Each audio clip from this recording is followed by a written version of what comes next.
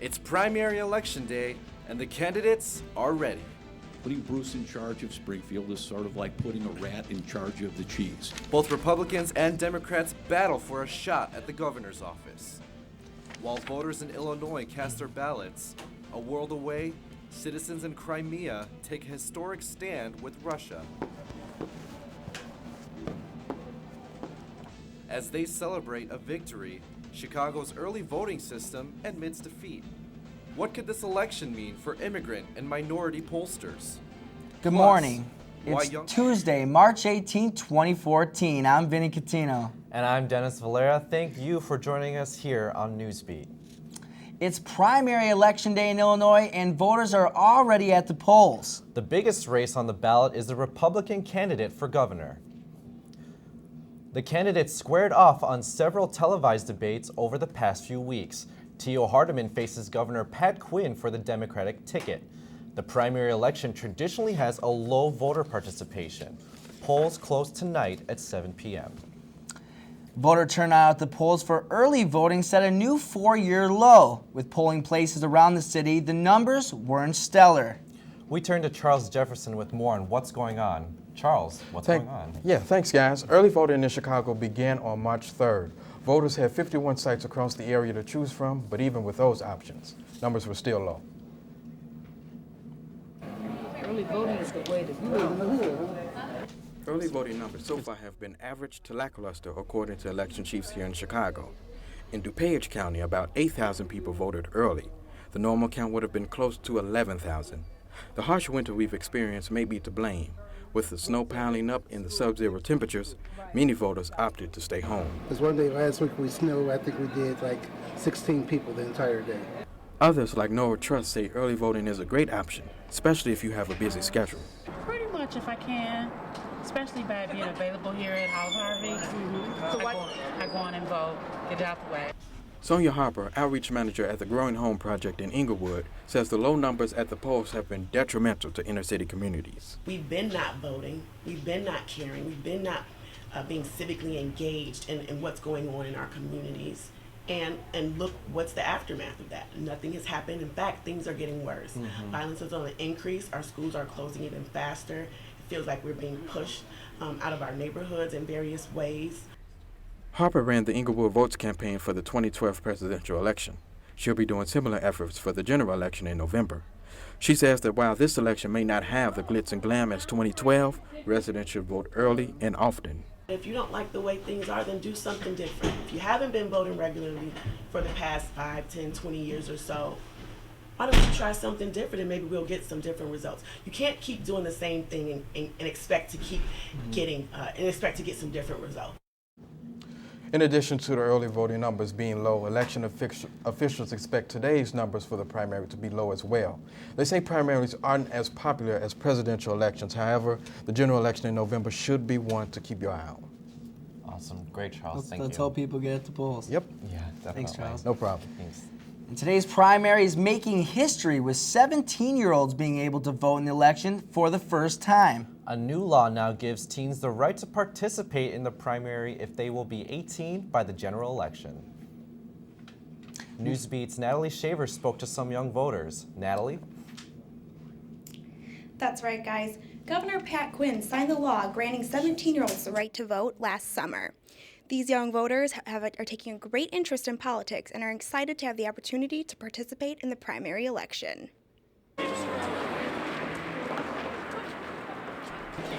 Some 17-year-olds might be focused on the big game or what they're going to wear to the prom. But now, many are turning their focuses to politics. And we've got 44 new voters that we did not have just in this school alone, I should really say in our senior class. So a class that's around 100 kids, we had almost 40% of it sign up. Teens are not only learning about the issues, but they are realizing that they can get involved. Getting them to kind of, feel their own strength in that way. It's just like their own political strength, that they can actually get politicians' attentions and get things done that they want to get done. This law is designed to ensure that those who can vote in the November general election can have a say by voting in the primary for who the candidates will be. Some people disagree with this law, saying that 17-year-olds are not mature enough to be able to vote. But these teens disagree. Why should someone who is educated be barred from voting just because they're young, when there are people who are older and uneducated, which are allowed to make uneducated decisions. My age right now in the position that we're in, I mean, we all want to have a say in government. I mean, at this point, we're all at the age where we should be developing our own political views, and we should be able to say what we want to say. Many of these teens say they follow current events regularly by reading online papers and watching local and national newscasts. Interesting to know what's going on with the world, I mean, not knowing anything about the world you live in just seems like a bad option that you can have. It's a whole other community that can vote and who could support a candidate to bring a change to a nation. Critics of the law say that 18 is the cutoff age for voting and that the line needs to be drawn somewhere. Now, the teens that I spoke to say they're eager to be able to participate in their government. I'm Natalie Shaver, live from the newsroom. Dennis, Vinny, back to you. Great, thanks Natalie. Google has been teasing the debut of their new glasses for months. Even with its limited release, many political professionals say Google Glass could become a powerful campaign tool. The small computer-like glasses allow you to surf the web, text, take photos, as well as record and stream live video. Digital strategists for President Obama's campaigns are just a few vying for the new technology. Expect Google Glass to make a big impact in future elections. And the voters get to do the talking today. Latinos who played a big role in the presidential election are getting more involved. However, there are still some concerns on the Latino turnout for today's governor election. Newsbeat's Joanna Hernandez joins us on set. Joanna, what's going on? Well, guys, the fact is Hispanics make 1/3 of the population, and their vote is very crucial. But officials are getting mixed signals from the Latino community. Outside parks and churches, Latinos are lining up to vote. They're becoming the fastest growing population. Officials say voting started a little slow, but now it's picking up. Actually, I've seen a really big increase in Hispanics that come out to vote since 2007. I've actually seen an increase in a lot of voters since 2007. A lot of people are really taking interest in the politics. Immigration is among the most important issues that Latinos are concerned about, according to a 2012 USA Today Gallup national poll. However, this is not stopping Latino citizens from voting. One man believes that Latinos should vote to ensure a good governor for the community. They have the right to vote in order to see what candidate is more responsible to their promises, and we can change the candidates that are not creating change. Now all that's left is to see what candidate will take the governor's seat and address a clear vision for Latinos. However, there still are some concerns that Latinos are not getting enough resources in order for them to vote. Alderman Ray Colon of the 35th District of Logan Square believes Latinos need to take advantage of resources available in their community. Latinos are getting more engaged, but not engaged enough. And it's very unfortunate because in areas where there's a strong Latino communities, we just don't come out in full force. There are 8 Latino aldermen in the city, and now 13 communities where Latinos primarily live. One thing that aldermen did mention is that they have all these resources for immigrants or even Latinos to come and actually, talk to them in order for them to vote for these type of important elections. That's great. Language access is such a huge problem with anything political these days. The more voices, the better. Right. Great. Thanks, Joanna. And more trouble in Crimea and a snowstorm that rocks the nation's capital. Crimea signs a treaty to join Russia, and President Obama says stands up for the Ukrainian people. And heavy snow plummets the East Coast, shutting down federal offices in a major city. Find out which one after the break.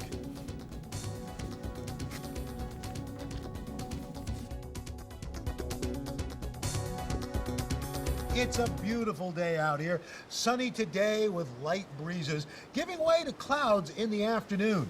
We could see some light precipitation to moderate precipitation later on, followed by powerful storm-like conditions. 90 miles per hour winds are expected. Authorities are asking everyone, stay indoors. Come on, that's it. Let's go.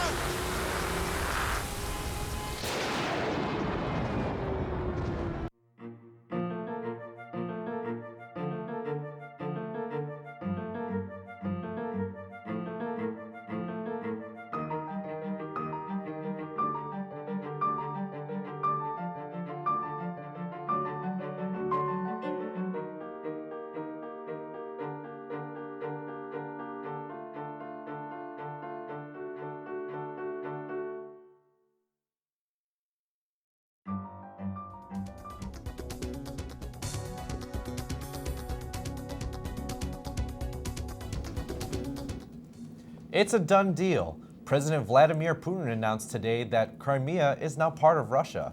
Newsbeat's Ariana Pupp is here with the story. Ariana? Thanks, guys. It's official. President Vladimir Putin says Crimea is now part of Russia after a bitterly disputed referendum. Putin signed a decree recognizing Crimea as a sovereign and independent country.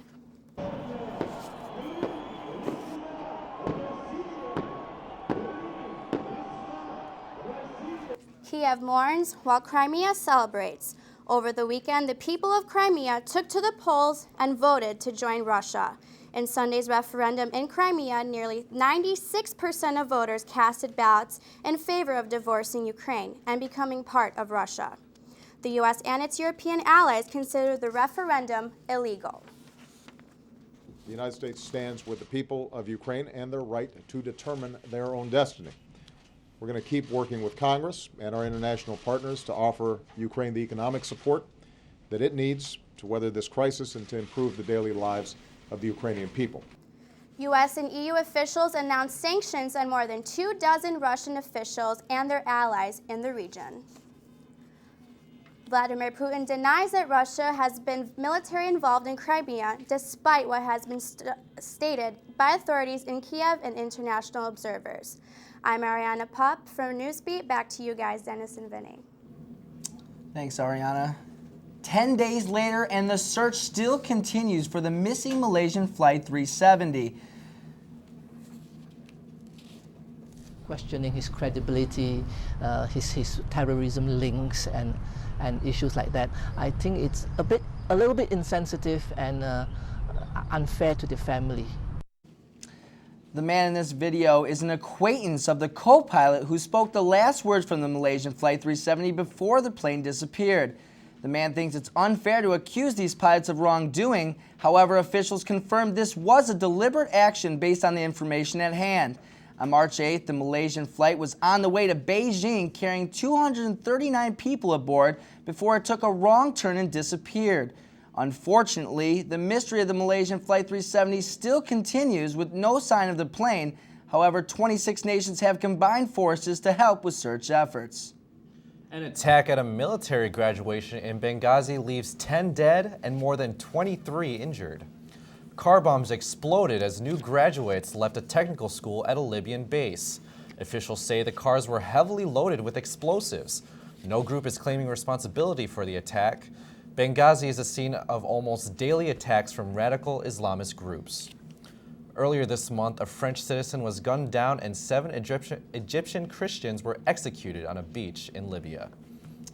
A man in custody after a 9-hour standoff with the Chicago police on Lakeshore Drive. Joseph Andrew Felton Jr. is wanted in Georgia. He is suspected of killing his wife. Chicago police say they chased Felton 20 miles on Lakeshore Drive before he crashed his car. 9 hours later, police used a flash grenade to stun Felton before capturing him. A small earthquake shakes up everyone in Los Angeles, including a morning newscast. For a troubled earthquake. One news anchor's reaction is so stunning, he's trending and exploding all over YouTube. And continuing our election coverage, we will show you which politicians were athletes before taking an office. We'll be right back. But before Arnold Schwarzenegger was the governor of California, this is how he looked. Here he is at 28 years old. You wouldn't let money just blow out of your house. So when your AC or heater is on, make sure the doors, windows, and fireplace flue are shut tight. If you're headed out, turn down the AC or lower the heat by 10 degrees. And always keep your water heater set at 120. A little bit of common sense goes a long way. Get more great tips at energysaver.gov.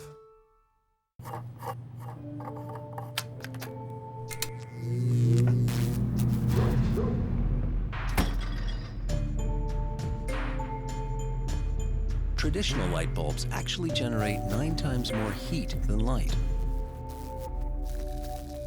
Switch to Energy Star light bulbs, and you'll realize just how much cash you were really burning through. Saving energy saves you money. Learn more at energysavers.gov.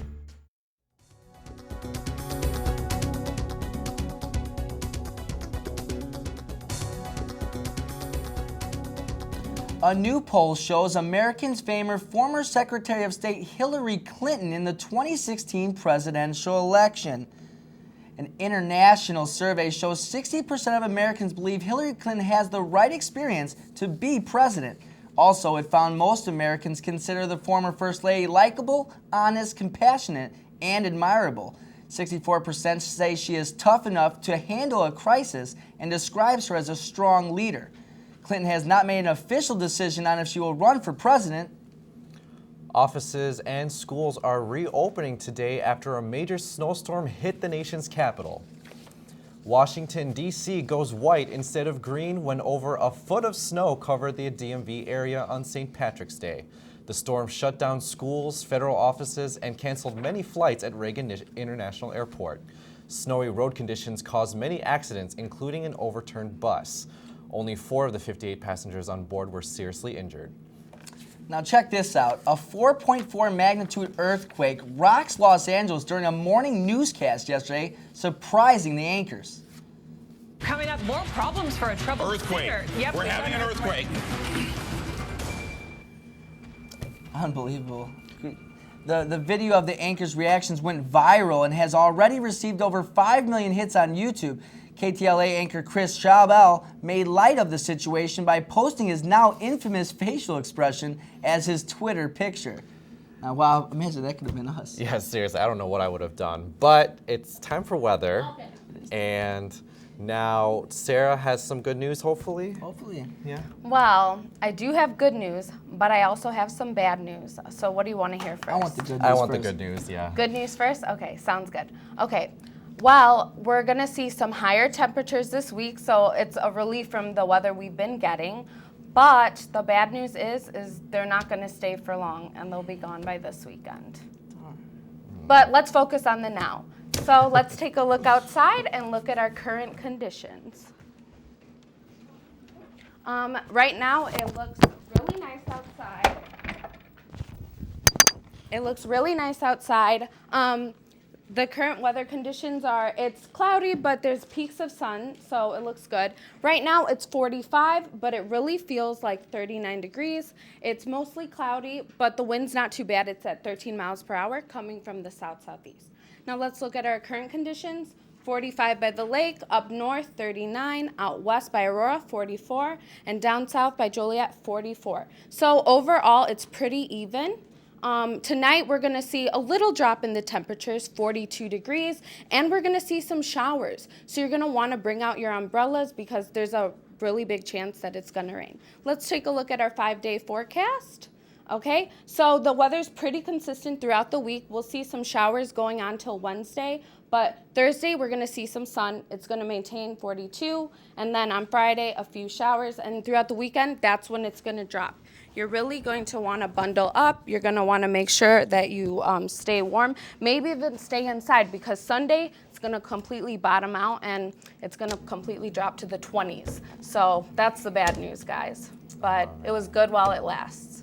Yeah. No, I ain't complaining. We haven't had anything, so I am just cherishing these couple days. Exactly. At least we have some sun. All right, at least we have some sun. Seriously. Yeah. But I really want this weather to pick up, so hopefully it'll just drop out and then pick up right again. Yeah, most definitely. Thank you, Sarah. Thanks a lot. Yeah. So this week has been packed with sports highlights. But don't worry, we'll catch you up on anything you missed. The Blackhawks' biggest rival skates into the UC. Ashley Richardson brings us the play-by-play. And Michigan State took on U of M for the Big Ten Championship. One defense dominated the other. Find out more after the break.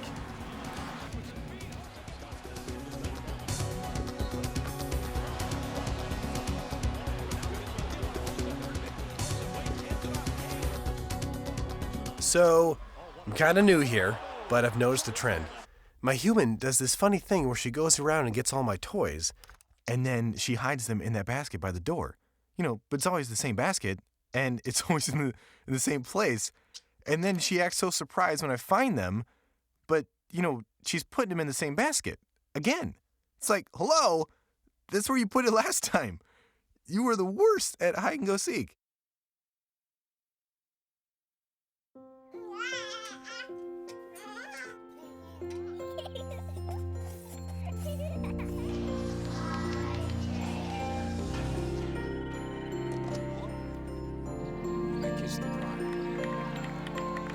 A full life, measured in seats, starts with the right ones early on. Car crashes are a leading killer of children 1 to 13. Learn how to prevent deaths and injuries by using the right car seat for your child's age and size.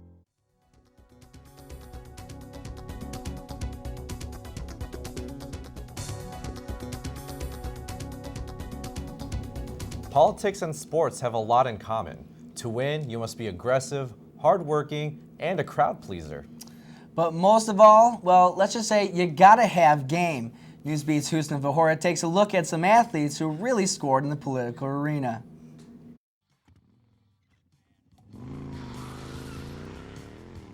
He may be best known for his role in The Terminator. But before Arnold Schwarzenegger was the governor of California, this is how he looked. Here he is at 28 years old, training for his 6th straight Mr. Olympia championship. Some of the other athletes that have taken a political spot are right here in Illinois. Here I am on NapoleonHarris.com. He's a former pro football player, but he now serves as the Illinois State Senator for the 15th Legislative District. Kevin Johnson became the first black mayor of Sacramento in 2008. He played in the league for 12 years, spending most of his time with the Phoenix Suns. Retired athletes moving into politics seems to be a common thread and a comfortable crossover. You just never know who'll be next. I'm Husna Vahora with Newsbeat. And now it's time. It's a perfect time to see what happened in the sports world this weekend. Ashley Richardson is here now with us to tell us the play-by-play. Give me some exciting news. Hey guys, we had a really good weekend and we have a lot more coming up, so I'll just start you guys off now. Starting on Sunday night, it's the biggest rivalry in NHL history, and they meet again. Blackhawks, Red Wings at the UC. These two teams are always ready to battle each other, but this time the Blackhawks had just a little more hunger. We start here in the third period. Blackhawks on a 4-on-4 breakaway. As Husa says, I'm taking this one, guys. Blackhawks up by 2. Now for the dagger, later in the third, Jonathan Taves gets this nice dish from Hossa and makes the Detroit goalie look bad. Captain Taves doing his thing. Wow, that goalie really lost his jock on that play. Blackhawks go on to cut off those Red Wings. Final score, 4-1. Now in hoop hits, we have the Big Ten championship game. Michigan State took on Michigan this weekend in Indianapolis. For the first half of the game, Tom Izzo and his Spartans dominated the court. State's defense was too much for Michigan to handle early in the first. Gary Harris steals the ball and dunks. Michigan's Nick Stauskas answers back with a 3. State leads 38-29 at the half. The Spartans continue to show their defensive skills into the second half. State goes on to win 69-55. Former Bears defensive end Julius Peppers agrees to a 3-year deal with rival Green Bay. Now the deal is worth up to $30 million with $7.5 million guaranteed. The Bears let the 8-time Pro Bowler go last week due to salary cap restrictions. Peppers won the hearts of Chicagoans, and his presence will surely be missed here in Chicago. Now real quick, Colts owner Jim Irsay was arrested Monday morning for drinking and driving and possession of a controlled substance. Also, Bears defensive tackle Henry Melton is scheduled to meet with the Cowboys this week. And finally, former Bulls and Lakers coach Phil Jackson has agreed to be the next president of basketball operations for the Knicks. Thanks a lot, Ash. You know, it's sad to see Peppers go, but I want to talk about March Madness. It's the greatest time of the year. Starting Thursday, the whole tournament starts. I'm so excited for it. Yeah, I got my bracket set. I have Michigan up there, hopefully winning the whole thing. That would be nice. Michigan State, too. They're really good. Yeah. Michigan State's tough. I got like 10 brackets. I'm addicted to it. Well, yeah, with the whole Jimmy Buffett, somebody could win $1 million, so you might as well make as many brackets. Keep your fingers crossed. More Thanks a lot, Ash. Thank you, guys. Appreciate it. President Obama is reaching out to young people to spread awareness on health care. He recently appeared on the Zach Galifianakis show Between Two Ferns. The president poked fun at the comedian while on the show. I have to know, what is it like to be the last black president? Seriously? What's it like for this to be the last time you ever talked to a president? It must kind of stink, though, that you can't run, 3 times. No, actually, I think it's a good idea. If I ran a third time, it'd be sort of like doing a third Hangover movie. Didn't really work out very well, did it? President Obama used the show to reach younger audience members who may not know about healthcare.gov. Obama says young people think they are invincible, that they don't need health insurance. But he says health insurance for young people could cost about the same amount as a cell phone bill. And that wraps up Newsbeat for today. For Ashley Richardson on sports and Sarah Salgado on weather, I'm Dennis Valera. And I'm Vinny Catino. Remember to join us right here every Tuesday morning at 11:30. Have a great day, and don't forget to vote. Yes, vote.